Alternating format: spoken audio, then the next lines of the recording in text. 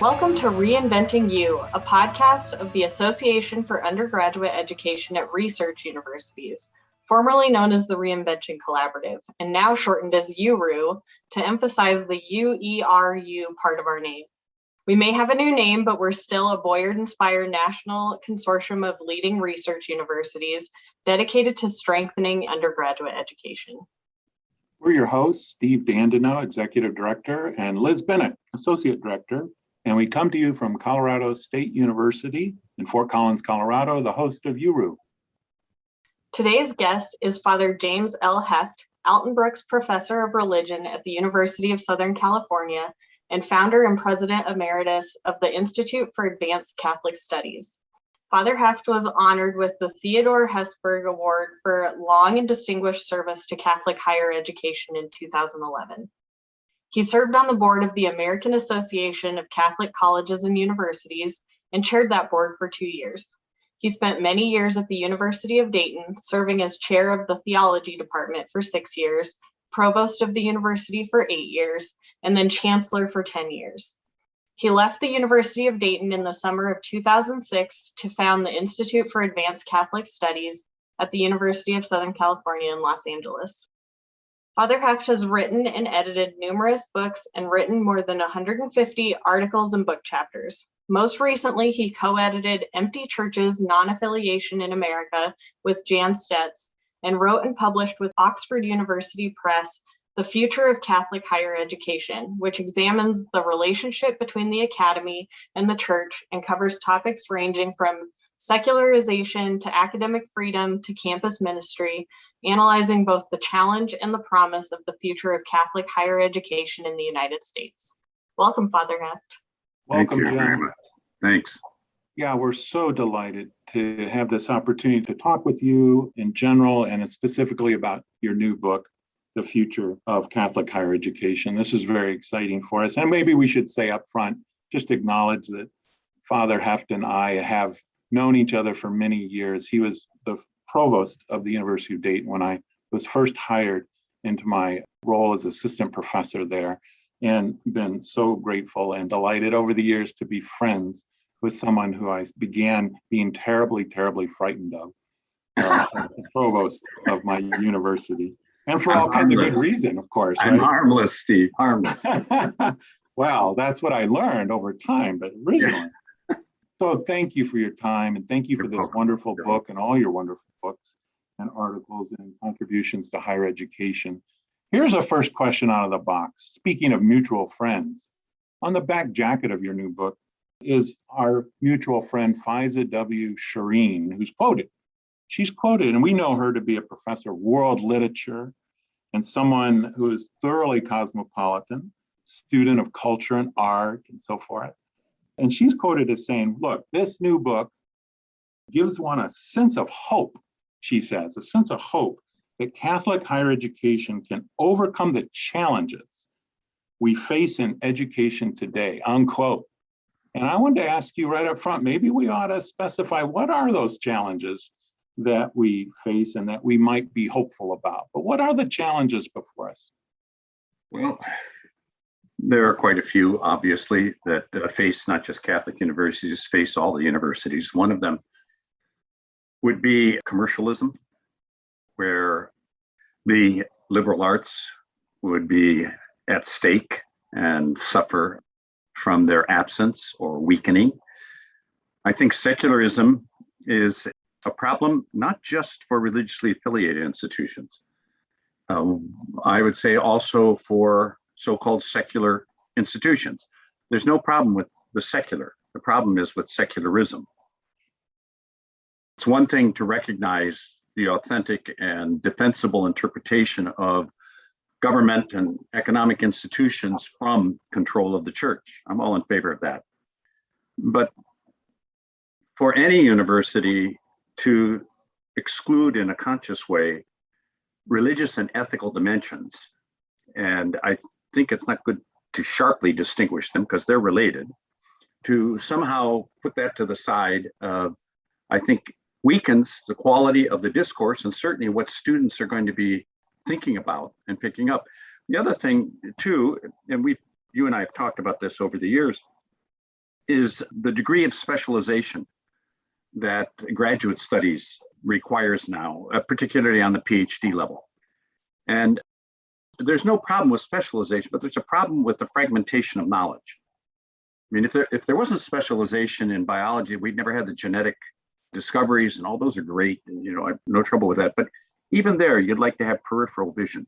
You'd like to have people that are doing this kind of work realize that even if they can determine the DNA sequence, the questions of whether they should and how they should and what grounds are very real. But I think too often real ethical and religious issues embedded in disciplines that are studied at the PhD level often unconsciously have them removed, those issues. And it's more of an empirical study that can be verified through search of data, facts, these kind of things. So I think those challenges are there. I would say that one of the things that is true about Catholicism is it constantly talks about this and this, faith and reason, trying to talk about ways in which the integration of knowledge can take place. I mean, it's naive to think we'll bring all of that together. Stuff is burgeoning everywhere, and just to keep up within your own discipline can be a challenge.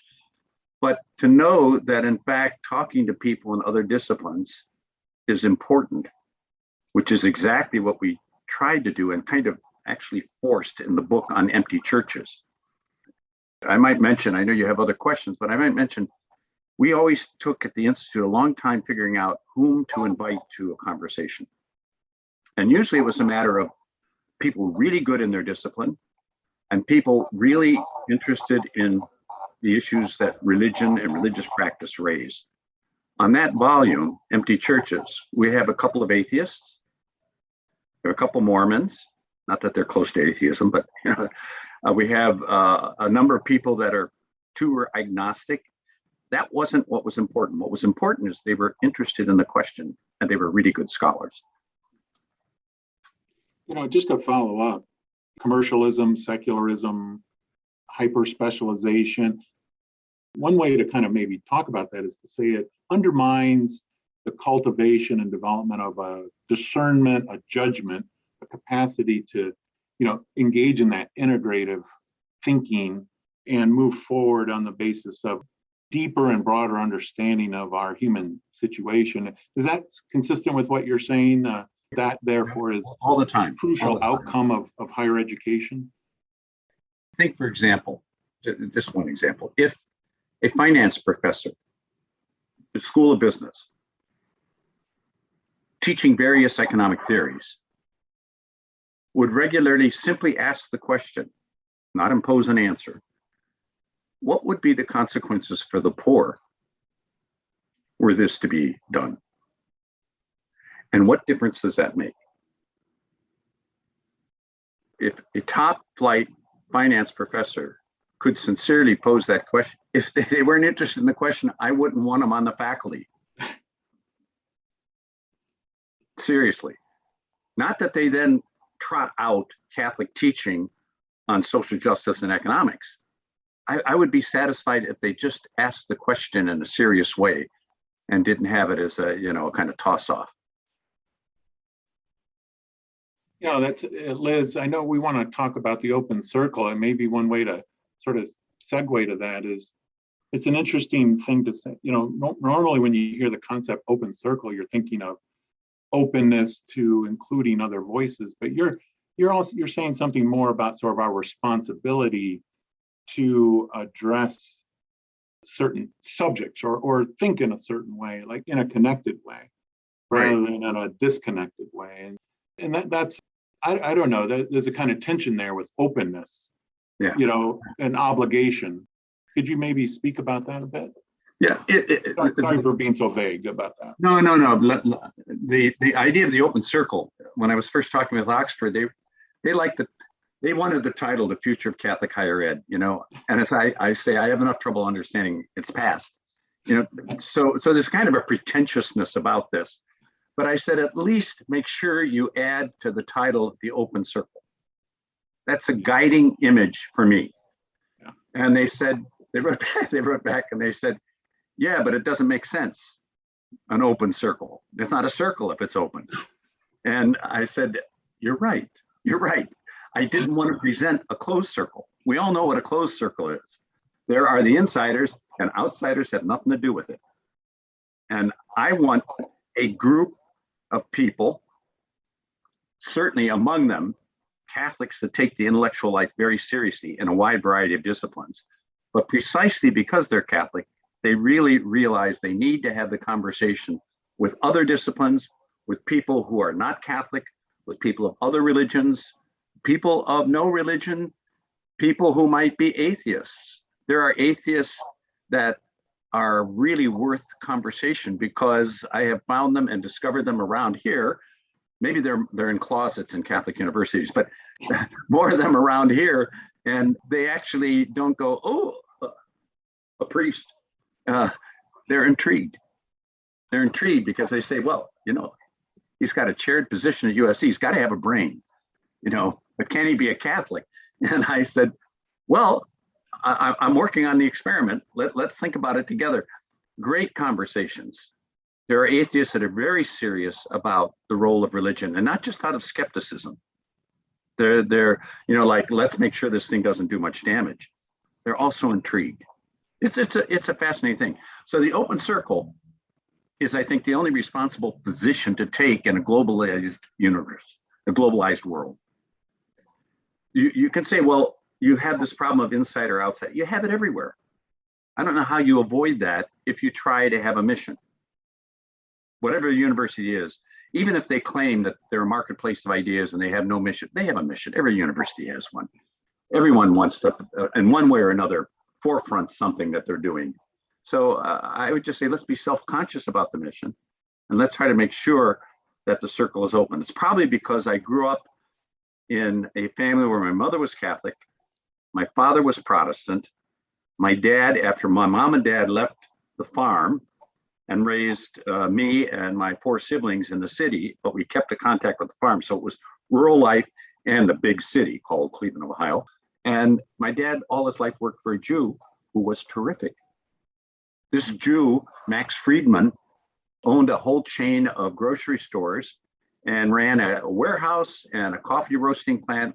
And my dad, who never had more than an 8th grade education, but I never doubted was bright, was moved to take over that whole place, constantly got promoted. And Max Friedman would bring us fresh fruit from Florida. This was a luxury. Every Christmas, I grew up thinking this Jew was Santa Claus. I mean, it was a marvelous experience. So that open circle thing, if I grew up in an Irish Catholic ghetto in Boston, I don't think it would have happened. Really. Well, that's sociology. Well, there you have it. And there was another experience. One I would tell you is, I'm 6'5", so I was tall even as a child. I mean, more than my peers usually.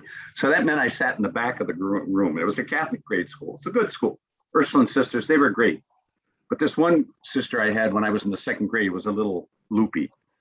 And one day, in the middle of the class, it seemed to me, as I recall, out of nowhere, she made the announcement, this is 1949, if you're not Catholic, you won't go to heaven. My dad and I were extremely close. And I remember standing up and saying very loudly, that's not true. And I was so incensed, I hit my fist in the desk and I pointed to her. I said, that's not true. My daddy's gone to heaven. And I've never forgotten that experience. And I could not clothe the experience with words then because I just didn't have the vocabulary. But with the passage of time, it made it clear to me that if someone said something stupid, and even if they were a religious authority, and my lived experience over time, consistent, said otherwise, I said no. And I think that was a great gift my father gave me. Oh. Well, I've heard that story before, and I never forget it. I won't. I still get chills on my arms when I tell it because it was such a powerful moment. Yeah. Yeah, because I mean, it's kind of having faith in your own ability to discern what's right and what's wrong, Absolutely. which is crucially important. Yeah. freedom of conscience Yeah. is a primary way of thinking about how to live your life. Yeah. I always say to my students, you alone must make up your mind, but you should never make it up alone. Right. That's a good point. That would be stupid. Yeah. I mean, obviously you're facing a big decision. You don't talk to anybody. You sit and you huddle and you say, it'll come to me. Well, maybe it will. Most likely it won't. Best thing and smartest thing is to consult people you respect and know and so on. It's called the process of discernment. Yeah. You know, this new book of yours, it's the latest, as we noted in your introduction, a long history of publishing works. And it's literally this one in particular, The Future of Catholic Higher Education, in particular, is the product of many decades of reflection, study, experience, including leadership experience, as we noted in the introduction, at the highest levels of the University of Dayton and broadly within Catholic higher education. And, you know, in particular, I just want to underscore your having founded and led the Institute of Advanced Catholic Studies at the University of Southern California, a really important addition to that university and to the whole world's way of engaging with Catholicism and intellectual life in general. And, you know, based on all that, it makes you an expert of an extraordinary nature of, you know, experience and expertise. But for people like Liz and I, who are not Roman Catholics and not nearly as steeped in the history and complexity of Catholicism, what should folks like us, and you've kind of spoken to this a bit already, what should folks like us, you know, learn or could learn from the way Catholic higher education in particular pursues its mission, fosters identity, discernment, and organizes in particular, thinking here academically, the curriculum, the co-curriculum, you know, the university life experience for the students particularly, but really everyone in community. So what, from your perspective, are the ideas and practices which maybe are the best candidates for this universal concern that we all have, regardless of whether we're Catholic? That's a great question. It's not easy to answer. I could say simply, it would be to work with the themes of Catholic social teaching. Now, what's Catholic social teaching? You have dogmatics represented, for example, by the Creed. I believe in God, the Father Almighty, Jesus Christ, the Holy Spirit, and so on. And then you also have some effort to try to say, if these are the beliefs, what are the consequences of those beliefs? And you, Steve, have looked at those when we were together and thinking about certain things. And you could see that in many instances, those could be embraced by people who would be agnostics. They would be agnostics. I'll tell you a story. I was trying to raise money. I try to raise money every year when I was running the Institute. And I had lunch one day with this guy. He was a really good Catholic. He ran an accounting firm. Nice guy. It was around 2016 because the encyclical by the Pope on the environment had come out. And he was so upset. He said, why does the Pope get into politics? Like, this is ridiculous. Why did they stay out of it? This is not what the church is about. And I said to him, I said, have you read the encyclical? He said, no, I haven't. I said, well, do you think it might be good if you read it and then we can talk about it? Okay. So we talked about other stuff. About 3 months later, we had another lunch and he starts in again, say, oh, this Pope, you know, he said that. And I said, have you read the encyclical? He said, no. I said, then we're not talking about it. And needless to say, I raised no money. But what people miss, I mean, there are a lot of people deeply and rightly concerned about the environment, which is a global issue, not just a local issue, it's a global issue. What expertise, what claim does a Pope have to say about that? I say it's a theological one. I believe in God, the Father Almighty, creator of heaven and earth. If, and Muslims and Jews say the same thing, that this is all God's creation. This is God's gift. Don't trash it. We're not landlords, we're tenants. We should be taking care of this. We should sometimes. So his basic principle was a theological that was totally lost because in our country, everything gets politicized. and the roots of it get lost. So one of the things I think about is, if you look at Catholic social teaching, the dignity of the human person, whoever it is, the social nature of the person, the option for the poor, a commitment to social justice. Now, these are all rooted theologically. Most people who've been raised in a kind of secular mindset can identify with those. See, these are good things, but they never make the connection to a theological vision of the nature of the human person created in God's image and likeness. Again, Jews and Muslims affirm that. So let's draw out those things and share that conversation and find that there is a kind of a background, a texture that can shape an institution's vision, where people, whether they're Catholic or not, or believers or not, can tie into this at various different levels. And that's what I think is one of the great contributions that Catholic colleges and universities can make if they pursue that. If they pursue that. I just finished writing a chapter on leadership for a book that's going to be published by Paulus Press on what would happen if Catholic colleges and universities took more seriously Catholic social teaching in shaping their way of understanding curriculum and mission. So we'll see. It should be out next spring sometime. So let's talk about academic freedom and what you describe as a new sociological context, and connect these to our current pandemic experience and also, as you just mentioned, our current climate emergency. So the question is, how can universities, any university, provide enough community to support traditional age students at the same time as foster the individual freedom they and their faculty, instructors, and mentors need in order to discover new knowledge and question received wisdom? So does the pandemic experience suggest a new balance? What's the right balance, or is balance not even the right concept? Again, another really good question. We'll get through the pandemic. It's been deeply dehumanizing and disorienting for a lot of people, more so than people actually realize. Is there anybody that doesn't like to be hugged? I mean, you come up and you go, please. I mean, this is really unfortunate. We'll get through this.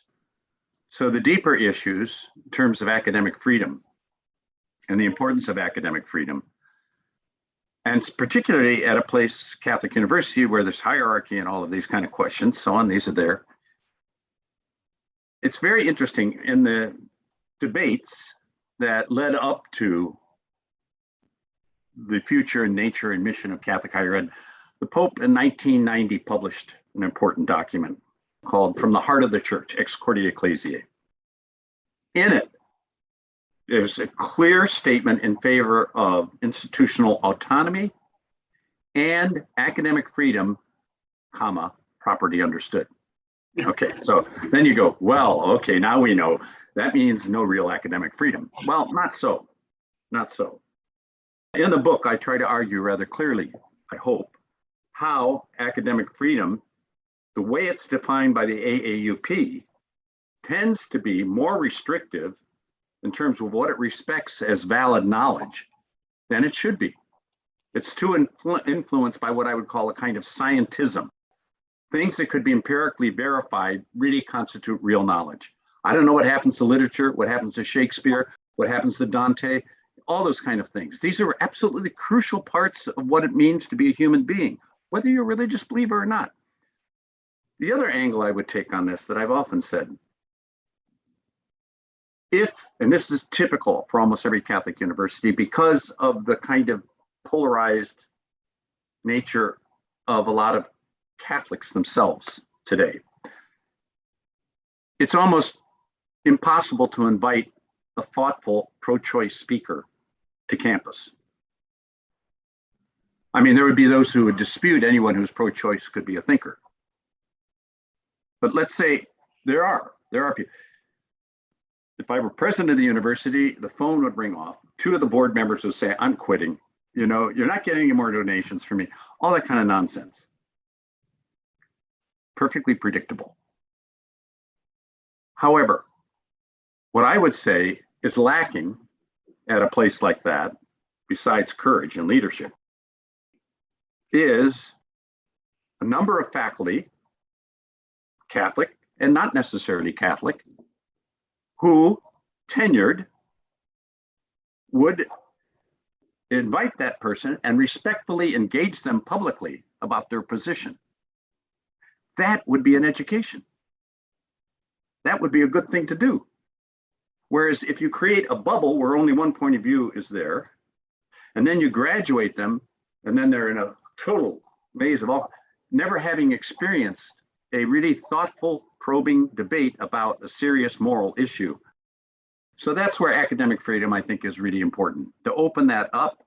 The other thing I would say this, in my experience, if you think of the image of a tree, the deeper you get into a religious tradition, that's not necessarily intense fervor, but deeper in understanding, historically and so on, the more flexible, the more you can withstand cross currents and not break. The roots are deep. It's the difference, this is an old saying, but I love it. The difference between tradition and traditionalism. Tradition is the living faith of the dead. Traditionalism is the dead faith of the living. Tradition is the living faith of the dead. These are ideas that have been handed on because they give life. They have vitality. They can illuminate issues that we face today instead of just going, we got some roots to think about it. Whereas traditionalism is we do it because we always done that and that's the way it is. I have no interest in traditionalism. Tradition is a living, fecund power that transcends, well, another illness of the academy is what I call presentism. I'm amazed at how many faculty members, including historians, that don't know the history of history, that have never stepped back and said, well, gee, how could my discipline of sociology in the hands of a few people in 1900 be such a promoter of eugenics? So do I believe in science? Well, it depends. I'm going to test it. Once you know some history, it helps a great deal in trying to answer these things. And it opens up academic freedom, I think, in a very rich way. You know, speaking of quote unquote history, just going back a little bit in our experience as modern people, I wanted to ask you about John Henry Newman, because a lot of people might regard him as a historical figure, but I don't think you do or I do. And what was really sort of jumped, I know you to be someone who's been long a student of his and engaged his work. But what struck me in your new book is that you paired him alongside of two others, Jesus and Mary, and named all three as your true north, your North Stars, And I thought, well, especially for the non-Catholic reader or listener in our case today, it would be probably helpful if you could maybe share a little bit about why you so regard Newman and why at that highest level, of respect that you discuss his work and relevance to our current times. Let me show you something. Okay. Now, listeners, Father Heft is now standing and pointing to his bookshelf and rows of books, I suppose, by and about Newman. Yeah. A couple shelves of Newman. I love the man. I first encountered him in grad school, and I never stopped reading. So 1801 to 1890, so pretty much the span of the 19th century. A lot of things happening then in terms of the beginning of secular movements, the question of science really getting a deeper grip on things, Darwin, evolution, all these kind of things. So it's a fascinating period. Here's another point. This is another way to defend the idea of the open circle. Some of the people that made the greatest contribution to a tradition have been raised in another tradition and converted to Catholicism. Newman was an Anglican. And as an Anglican, he learned to do theology through history with a particular sensitivity to psychology, as it was understood then. So he doesn't pay much attention to the kind of classical proofs, so-called proofs, that's a misunderstanding, the 5 proofs of God's existence, he talked about how a person deals with their conscience. It's kind of a psychological emphasis on that. He has a beautiful chapter on freedom of conscience in one of his books. So here you've got someone that grew up in one tradition and benefited from it immensely, but also was critical of certain things. And then at the age of 44, having written a major book on the development of doctrine, how doctrine over time evolves, and he saw as it evolved, it pointed to Catholicism. And then he made the choice, and he became a Catholic, and he continued to write a great deal. He was distrusted by the Anglicans in the first part of his life because he sounded too Catholic. And he was distrusted by the Catholics in the latter part of his life because he didn't sound Catholic enough. And he wasn't a person who really did what was called scholastic philosophy and theology. He had a very different approach, talked about the importance of consulting the laity, the rights of conscience. Think of this. What is the act of faith? And in one of his great works, The Grammar of Assent, 1870, he published it. He was 69. He said, an act of faith is something, he says, ultimately that is guided by the Spirit, but it's based upon a convergence of probabilities. No slam dunk proof. There's no slam dunk proof. I mean, you might have a vision. I never had one. And most people who claim that they have, I don't trust them usually. But a convergence of probabilities where you're open to a variety of ways of thinking, hunches, literature, science, all those things. And you say this, it's pointing, it's kind of coming around this thing. Newman, and then add to this, can he write? Newman is a master writer. I love the way he writes. I coin his phrases. Last point, his motto, what's his motto? Cor ad cor loquitur. Heart speaks to heart. I think we're all old enough to realize that the most precious things that we have are people that are really close and genuine friends, who love us in our weakness, who know us as we really are, and still very credibly say, I love you, you're wonderful. That's at the core, ad core, the heart speaks. Now, is that irrational? No. Is it just rational? No. It's more than rational. And that's where I think Newman is, terrific.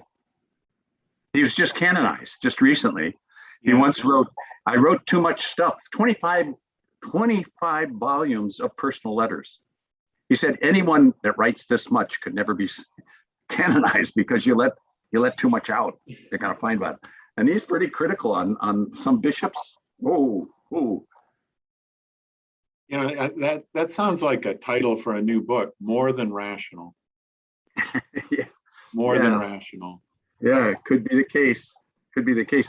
I have to tell you, when I said Mary and the Intellectual Life, one of our seasoned historians, Irving Beauregard at the University of Dayton, caught me in the hall after the announcement. That was originally an address to the faculty.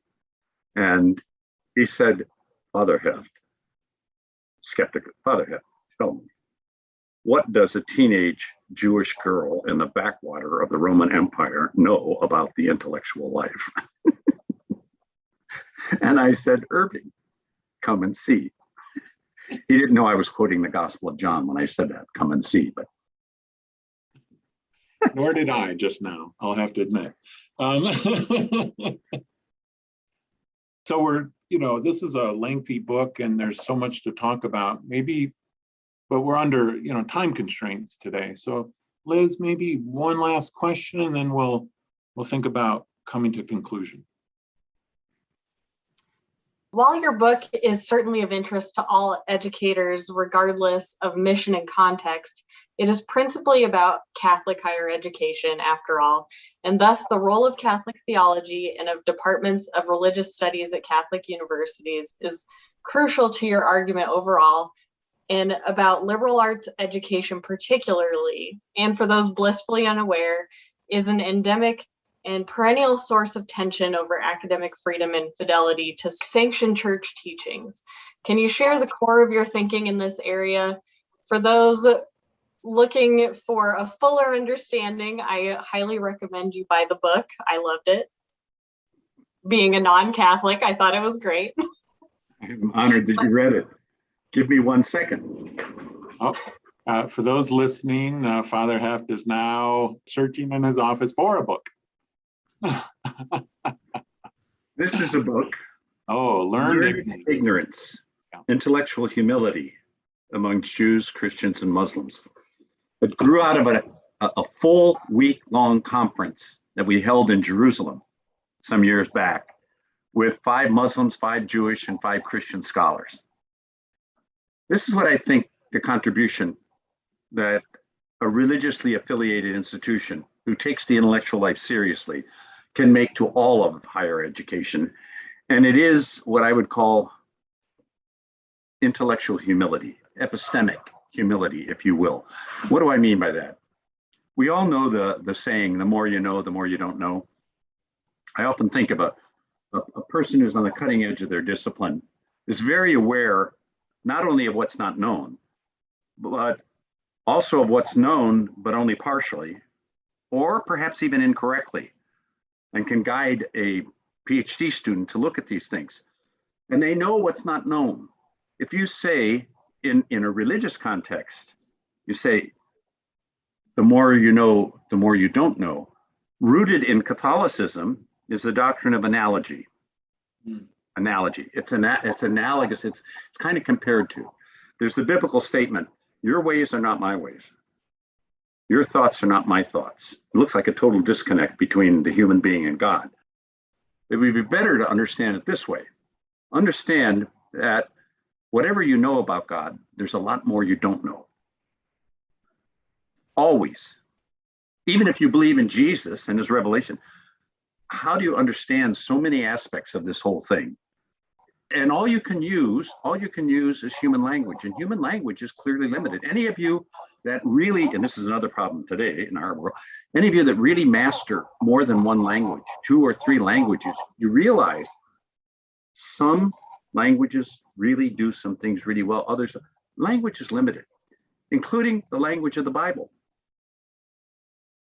One of the great things at Vatican II, it says, the Bible is utterly reliable, comma, in everything that is meant for the believer's salvation, which means there are quite a few things in the Bible that are not meant for the believer's salvation, and they could be wrong. They could be mistaken.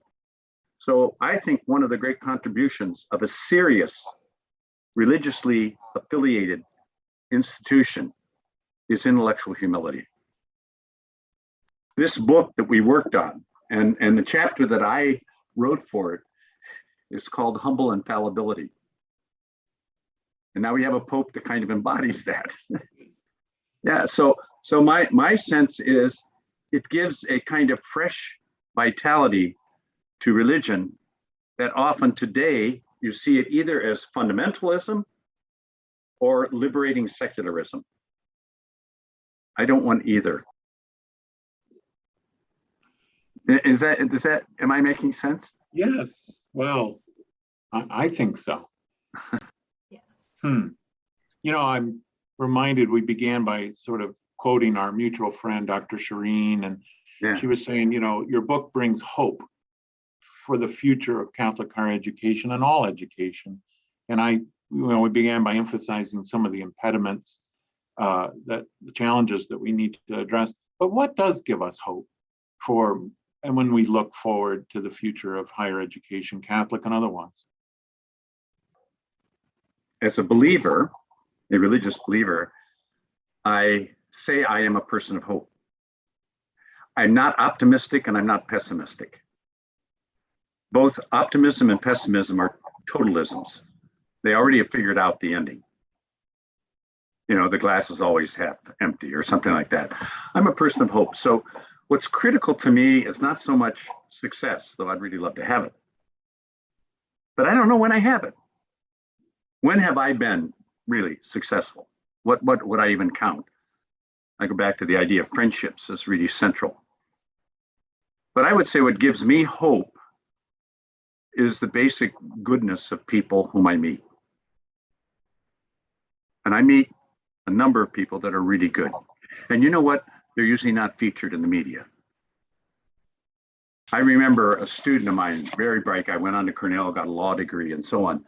I was giving a talk in Cleveland years ago, maybe a couple hundred people were there. I don't even remember what the topic was. And he put up his hand at the Q&A period. And I knew, I mean, the guy's bright. So I said, okay, get ready, Jim. And he says,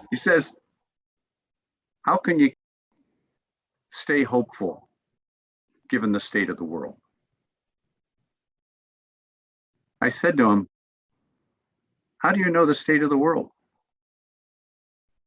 He says, well, you know, CNN and all this. I said, why would you ever assume that this conveys to you the state of the world? There are all kinds of good things. Like I said, this presentation, nobody's covering it. There are a lot of good deeds, caring deeds that people do for each other.